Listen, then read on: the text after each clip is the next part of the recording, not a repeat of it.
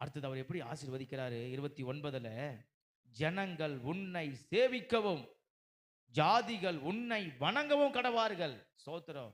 அவன் எவ்வளவு பெரிய ஆளானா இருக்கட்டும்பா, அவன் எந்த பெரிய சொந்தக்காரனா இருக்கட்டும், எவ்வளவு பெரிய ஊருக்காரனா இருக்கட்டும், உறவுக்காரனா இருக்கட்டும், உன் கூட பிறந்தவனா இருக்கட்டும், எல்லாரும் உன்னை வந்து சேவிப்பாங்க. உன்கிட்ட வந்து அவங்க நிப்பாங்க, உன்னை வணங்குவாங்க. ஸ்தோத்திரம். கர்த்தர் உன்னை அந்த அளவுக்கு மேன்மையா வைப்பாருப்பா. ஒரு தகப்பன் பிள்ளை எப்படி ஆசீர்வதிக்கிறார் பாருங்களேன்.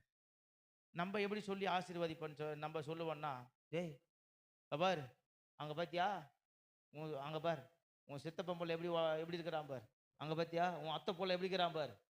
நம்ம எதை சொல்லி வளர்ப்போம்? டேய் அந்த எழுத்து விட்டு பையனை பாத்தியாடா, அந்த எழுத்து விட்டு பையன் எப்படி இருக்கிறான் பார். நம்ம சித்தப்பன் வீட்டு பையனுக்கு உதாரணம் காட்டுவோம், பெரியப்பன் வீட்டு பையனை உதாரணம் காட்டுவோம், எழுத்து விட்டு பையனை உதாரணம் காட்டுவோம்.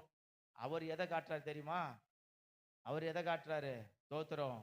பரலோக ஆசீர்வாதத்தை காட்டுறாரு. உன்னை எல்லாரும் வந்து வணங்குவாங்க, உன்னை எல்லாரும் சேவிப்பாங்க. இந்த ஆசீர்வாதம் யாருக்கு கொடுத்தது? ஈசாக்குக்கு அவங்க அப்பாவுக்கு ஆண்டவர் கொடுத்தது, ஆபிரகாமுக்கு கொடுத்தது. ஆமென். ஸ்தோத்திரம். தாத்தாவுக்கு கொடுத்ததை இப்ப பேரனுக்கு சொல்றாரு அப்பா. ஸ்தோத்திரம். உன் உன் தேவனே உனக்கு ஸ்தோத்திரம். உங்க தாத்தாவுக்கு இப்படிதான்பா சொல்லி ஆசீர்வதித்தாரு. ஸ்தோத்திரம். அதே மாதிரி உன்னை சுற்றி இருக்கிற எல்லாரும் உன்னை வந்து வணங்குவாங்க, உன்கிட்ட வருவாங்க. எல்லா ஜனங்களும் ஜாதிகளும் உன்கிட்ட வந்து சேவிப்பாங்க. நீ அந்த அளவுக்கு எப்படி இருப்ப? மேன்மையா இருப்ப. ஒரு தகப்பன் அவன் உண்மையா இருக்க போறானா இல்லையான்றதெல்லாம் ஸ்தோத்திரம் அவர் இருந்து பார்க்க போறதில்ல. ஏன்னா அவருக்கு வயசாகி போச்சு, அவர் மரிக்க போறாரு.